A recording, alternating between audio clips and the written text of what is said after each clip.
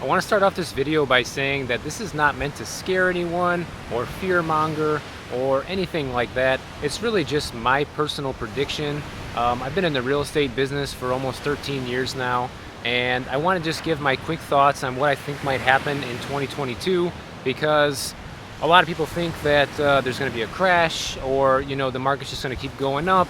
So I'm going to give you my perspective as a longtime real estate agent and just what I think is going to happen based on a few different things. My initial prediction is that I think prices will probably continue to rise, maybe not at the same increase that we've seen in the past couple of years since COVID hit, but I think we're still going to see prices rise, and for a couple of different reasons. One, I think that the demand for housing is still there. There's still a lot of people that want to buy a house that have been missing out on buying houses because of bidding wars, the freedom of being able to move to a different place and still keep their jobs and their income. I think there's still a lot of pent-up demand, especially since a lot of people did not move for a while during the pandemic, and then we've seen this big influx of buyers for the past year and a half basically, and things just going crazy, right?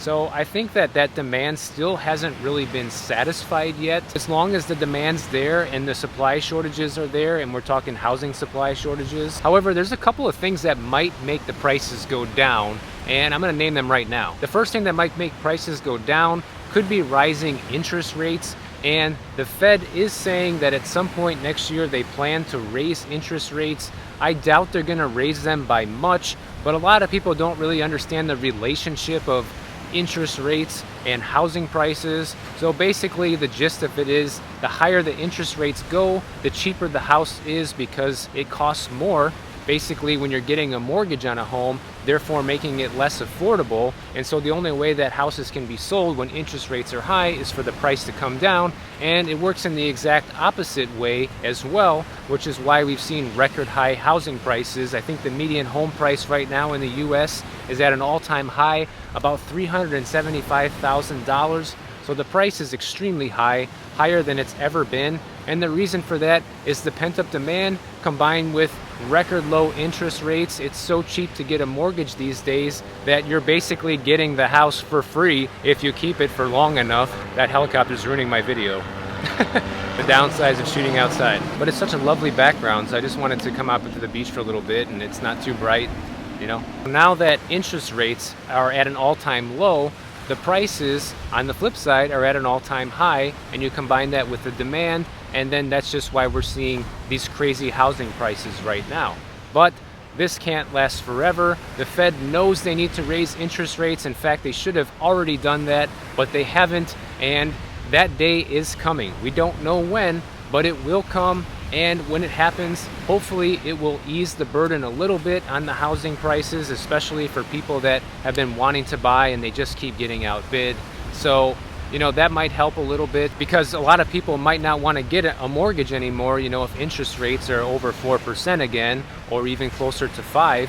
So a lot of people might opt not to get the mortgage then and just keep on renting. But the other thing that really could make the prices go down, which could even cause a crash in my opinion, is if the stock market plummets a lot like it did back in 2007 and 2008 when we had our last crash. Because if anybody remembers back then, the catalyst to all of that starting was the stock market going down, and then it's just a domino effect from there, right? You have people pulling more and more money out of the stock market who are fearful of losing it all. You have a lot of companies doing layoffs and just letting people go. You got people losing their jobs, and then you start getting foreclosures and all of that going on, and it's just a ripple effect from there.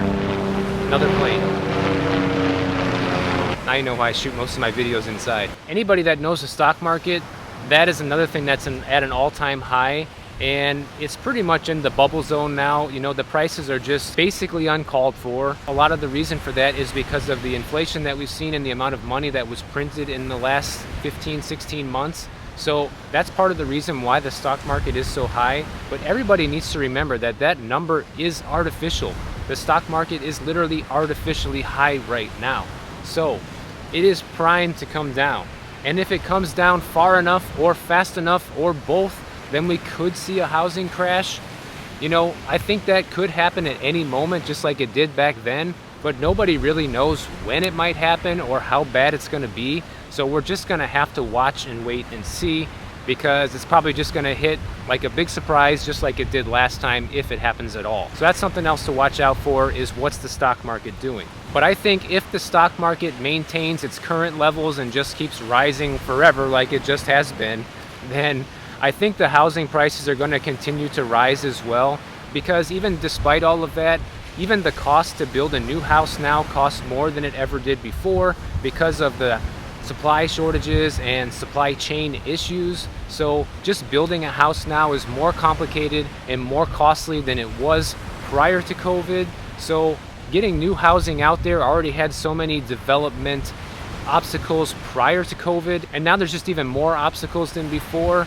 So if it's harder to build a house, then there's less supply on the market, which means that it's ultimately just going to keep getting more expensive if the demand is there. However, I would caution you if you're planning on buying something in 2022, mainly because you're going to be buying at all-time prices, and I just hope if you buy something that your plan is going to be to stay in the home for a while, because it could take a long time for prices to recover if they do go down. So that's just something really important you want to keep in mind, because the last thing you want is to be stuck with a house that, you know, is worth $50,000, $60,000, $100,000 less than you paid for it, and you're in a pinch and you need to sell, or you decide you don't like the area no more and you just want to sell. That's not a good spot to be in. So make sure you're going to be happy with the place you're going to be moving into. Another thing that could influence this is the work from home thing, right? A lot of companies have allowed their employees to work remotely for a long time now, but there is some chatter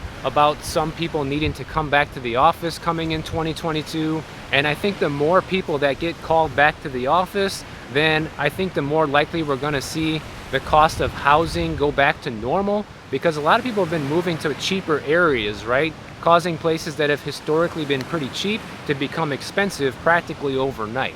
So that's something else that really needs to be kept in mind. And as you can tell, there's just a lot of different factors that can influence the cost of housing coming in 2022. So anybody that says for sure they know what's going to happen is just yanking your chain. I'm not sitting here telling you I know what's happening for sure. I'm just giving you my 2 cents as some real estate dude down in Miami. That's just my opinion, right? After watching the market all these years, I started when the first crash happened back in 2008. So I kind of saw the market go from the top to the bottom and back to an all-time high of where it is now. And everybody knows that this can't go on forever. It's just a matter of when the prices come down. You know, if they keep rising forever, I think we'll be in unprecedented times that no one's ever seen before, and then all bets are off and all predictions are going to be completely that, just a prediction. And that's all this video is, just a prediction. But hey guys, if you're moving to Florida, give my real estate team a call. We'd be happy to help you out. If you like this video, then check out this video I did over here about where you can find property taxes that are actually cheaper than your monthly grocery bill. See you over there.